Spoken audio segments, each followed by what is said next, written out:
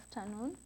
Welcome to Science TV 1 p.m. news with me, Elvis Othiambo, and my sign language interpreter doing the voicing, Irene Chebiwot. Let's focus on our news. The Council of Governors met today to discuss comments made by Nyeri Governor Mutahi Kahiga regarding the death of ODM leader and former Prime Minister Raila Odinga.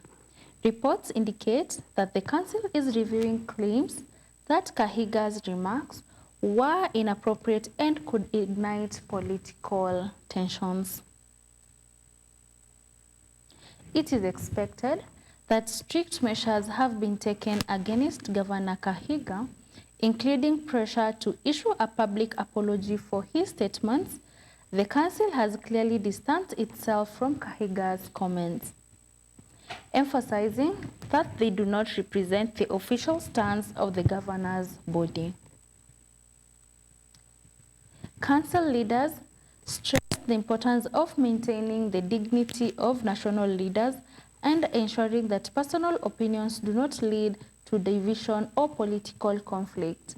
Future steps are expected to include in-depth discussions with Governor Kahiga regarding the actions being taken. To reiterate our deep disappointment on the statements by the governor, we still maintain that these sentiments are his personal remarks that do not reflect or represent the views and the values of the Council of Governors. We therefore disassociate ourselves in toto and condemn these utterances, which were untimely, reckless, and unspeakable, especially at this time of deep mourning. In view of this, the Council has unanimously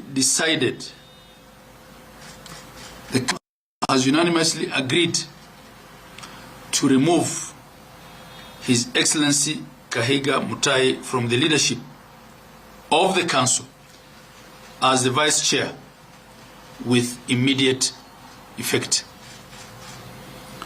We have also agreed that in due course we will hold another meeting where a new Vice Chair will be elected.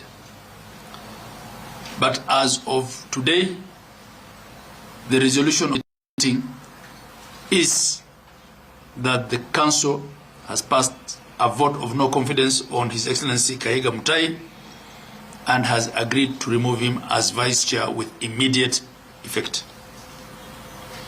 The Council of Governors extends its deepest apologies to the family of His Excellency the Right Honorable Raila Odinga CGH on behalf of the 47 county governments of Kenya. Unfortunate remarks by Governor Kahiga. We continue to mourn with the family during this difficult time and reaffirm our solidarity, our respect, and support to them. The Council remains available to offer any assistance that may be required.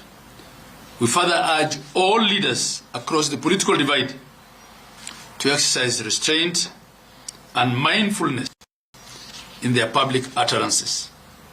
As leaders, we must always be guided by the national values and principles of good governance enshrined in our Constitution of Kenya. May the soul of the Right Honorable Raila Odinga CGH continue resting in eternal peace. Asanteni sana. I thank you. Moving on, Nyeri Governor Mutahi Kahiga has issued an apology for his remarks made yesterday regarding the death of ODM leader and former Prime Minister Raila Odinga. Kahiga apologized to the Odinga family, stating that his comments were not intended to mock or belittle Raila's passing. The governor said he would take responsibility for his actions and has also announced his immediate resignation as the deputy chairperson of the Council of Governors. Kahiga expressed regret over his statements, emphasizing that they were his personal views and do not represent the wider Mount Kenya community. He reiterated his commitment to bearing the consequences of his actions while seeking forgiveness, highlighting that his remarks were not meant to cause offense or political division. The clip was taken while attending a burial in my home village, and my remarks were in no way celebratory. What I meant is that under the current broad-based government, we have seen skewed development, and politically, the loss of the Right Honorable former Prime Minister Raila Odinga sends everyone back to the drawing board. As the popular saying goes, God takes the best, and it is in this context that I made those remarks in vernacular. Let me also make it clear that the remarks I made are my personal views and therefore should in no way be associated with the community's position or any political affiliation, nor the Council of Governors. Finally, in noting the huge public interest that this issue has generated, I am taking responsibility of the real and perceived meaning of my remarks, and as a result, therefore, I have decided that with immediate effect, I am going to step down as the Vice Chair of the Council of Governors. And as I do that, I also pray that the soul of the Right Honorable Prime Minister Raila Odinga continue resting in eternal peace. God bless Kenya. Thank you very much.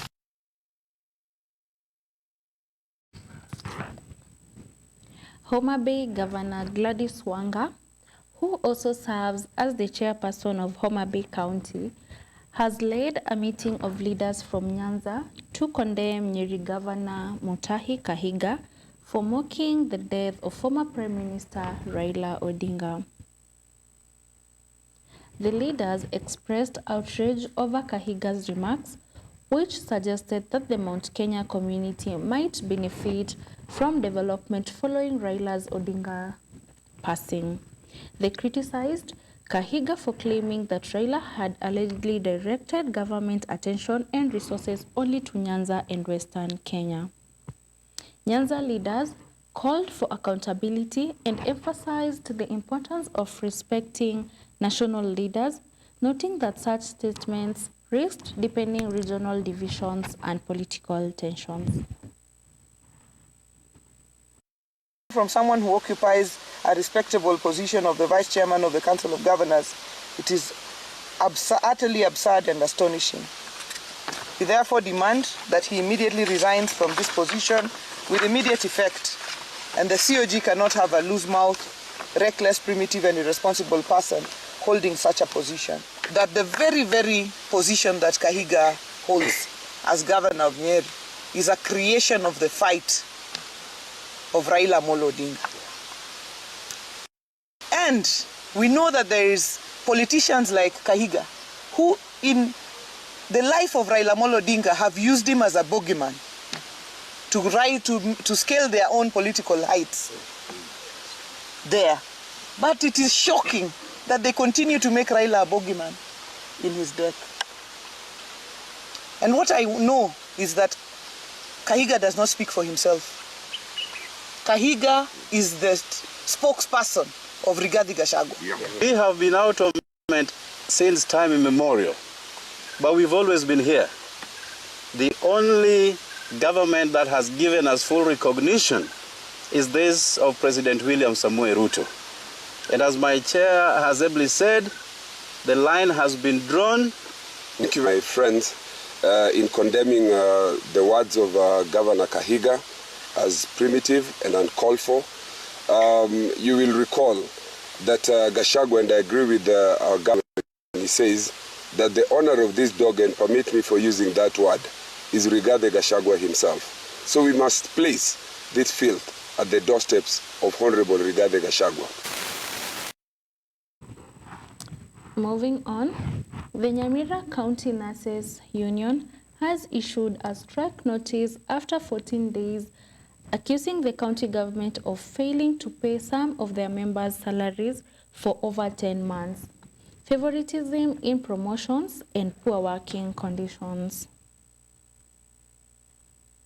Speaking to journalists in Nyamira town, union leaders said some of their members are facing severe financial hardships, including covering living expenses, transport costs to work, and debts they had taken. They warned that if these issues are not addressed promptly, the strike could commence soon to pressure the county government to take the necessary corrective measures. Waajiriwa kwa nurses au wauguzi, maana wengine washatoka wameenda. Kwa wakati huo tulielewana kwamba walikuwa waajiri 44 nurses, lakini kufikia sasa wameongezeka, maana wengine wametoka wameenda na bado hawaja employ hao nurses. Na jambo lingine, kuna wale members wetu ambao walishushwa ngazi, yeah? The board gave an audit report and recommended that those nurses be reinstated. Surprisingly, they have not been reinstated. Our nurses waliandikwa, county government ikafanya budgeting, ikapeleka county assembly ikapitishwa, wakafanya advertisement, wakaemploy our nurses.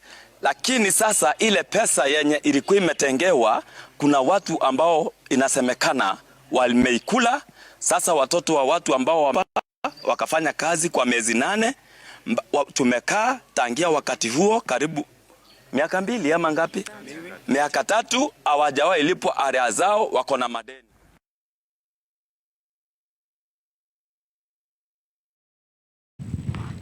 Into our final news item, members of the Kishushe Cooperative Farm in Taita Taveta County are celebrating relief following the election of new leaders aimed at resolving the recurring conflicts that have long affected the farm.